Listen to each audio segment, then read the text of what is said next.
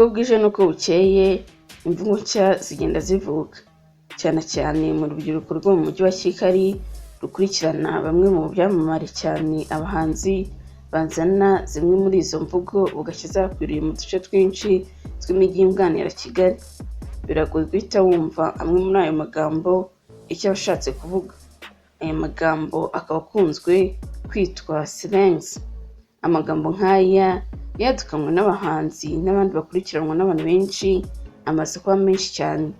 Ni amagambo usanga ahanini akoreshwa n'urubyiruko. Tukaba tugiye kugaruka kuri amwe muri ayo magambo yamaze kuba imbata mu mivugire yaba mu rubyiruko rukunda umuziki ndetse no mu bahanzi. Mbere y'uko nkomeza ndakubuza gukanda subscribe niba utarabikora, ndetse musaba kuza kureba ino video kugeza ku musozo.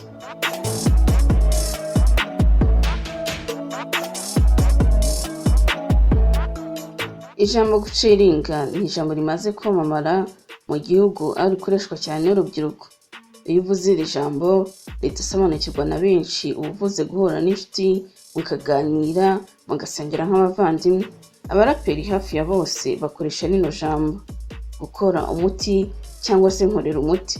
Iri jambo rikoreshwa n'umuntu ahanini ukeneye ikintu ku muntu. Urugero, ushobora kuba ukeneye amafaranga ku muntu mu rwego rwo kumukuguriza cyangwa se kuyaguha, ukamuhamagara kuri telefone cyangwa se mugahura ukamubwira uti ese wankorera umuti ko nameze neza. Ubisobanukiwe ahita yumva ko hari icyo umwatse kandi cy'ingirakamaro, nka mapu cyangwa gutanga mapu. Muri iki gihe urubyiruko mu biganiro bagirana bakoresha rino jambo cyane. Rikoreshwa cyane iyo umuntu ashaka guha undi gahunda cyangwa kumurangira amakuru atarazi. Iyo ugiye kubwira mugenzi wawe ngo aguhe gahunda ubivuga mu buryo bw'iki gihe uti nka mapu. Ijambo abapampe ryazanywe na Rock Kimomo rimaze gufata indi ntera mu Rwanda. Ubu abantu benshi bari kurikoresha cyane. Iyo uvuze abapampe ushatse kuvuga ko ufite abantu ukorera akazi bakurinda cyangwa se bakwitaho. Ijambo kubyimba ryazanywe n'umukinnyi wa filime umunyarwenya uzwi nka Ndimbati, aho yumvikanye akoresha rino jambo umaze kubyimba muri komedi ica kuri YouTube ya Papa Sava. Ubwira umuntu ngo umaze kubyimba ushaka kumubwira ko hari urundi rwego amaze kugeraho akica ku bantu kuko aba amaze kumva ko abarenzeho. Niko kugira uti umaze kubyimba.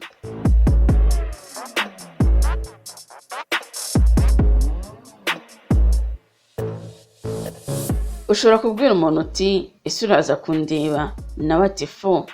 Hano abakwemereye ko ari buze kureba ndetse ko nta kintu na kimwe gishobora guhindura iyo gahunda. Iri jambo fo rikoreshwa cyane mu biganiro hagati y'urubyiruko, aho barikoresha mu cyimbo cyo kuvuga yego cyangwa se cyane, icyangwe cyangwa ndi ku cyangwa. Iri jambo rimaze gufata indi ntera mu mvugo z'urubyiruko. Umuhanzi ukizamuka wiyise King Lewis cyangwa se Papa Cyangwe niwe waryadukanye. Uyu musore akunda kuvuga ngo ndi ku cyangwe, aho bashatse kuvuga ko asa neza cyane. Ubu kuba ku cyangwe ni ukwambara neza. Abacuruzi b'imyenda nabo bari gukoresha rino jambo cyane bacuruza imyenda n'inkweto, aho babona umukiriya bakamubwira bati mukiriya mwiza, hano dufite ibyango birenze. Hari n'andi magambo menshi Papa Cyangwe yamamaje harimo nka ndatwika, nkizamukira ndetse n'andi menshi.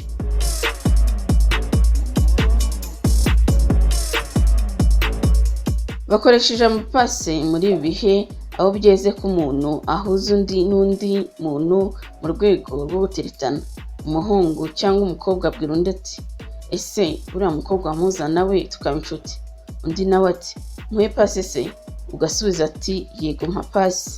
Hari ubwo uzajya kumva ukumva umuntu arakubwiye ngo uriya ni G yanjye, ni homi yanjye cyangwa se ni G. Aya magambo abahanzi b'abaraperi harimo Bulldog, P-Fla n'abandi barayakoresha cyane. Akenshi iyo uvuze ngo umuntu ni G yawe, homi yawe, ushatse kuvuga ko ari inshuti yawe. Bikoreshwa cyane ku bahungu b'inshuti bagendana babwirana byinshi. Gucomoka cyangwa se guca isheni. Aya magambo akoreshwa cyane iyo umuntu agiye ahantu runaka. Urugero, aho kubwira umuntu ngo tugende ushobora kuvuga uti ducomoke cyangwa se duce isheni. umuhigo cyangwa se guhiga. Iri jambo rikaba rivuze kujya ku kazi runaka.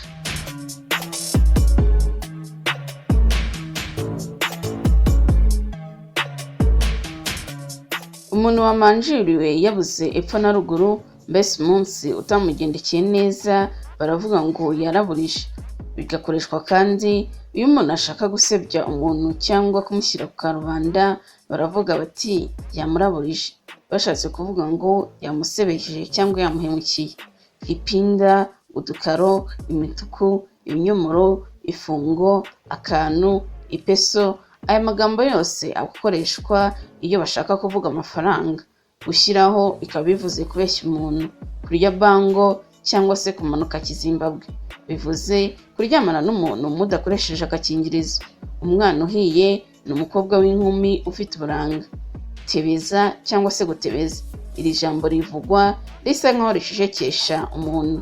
Guca ijisho, iyi mvugo ikoreshwa umuntu ashaka kwerekana ko hari ikintu yanyweye agasinda ku buryo amaso ye abona bitandukanye n'iby'abandi. Kwiraburiza ni ukwiha rubanda. Ikangu cyangwa se ibici ni indaya.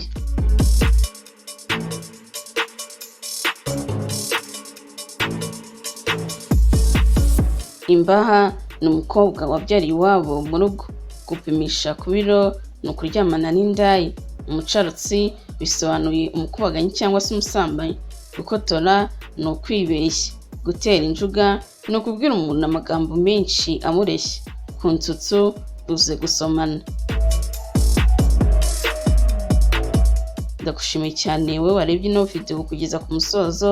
Mwibutsa gukanda subscribe niba utarabikora, hamwe n'akazogera ko ku ruhande kugira ngo utazigera ucikanwa n'imwe muri video tubagezaho.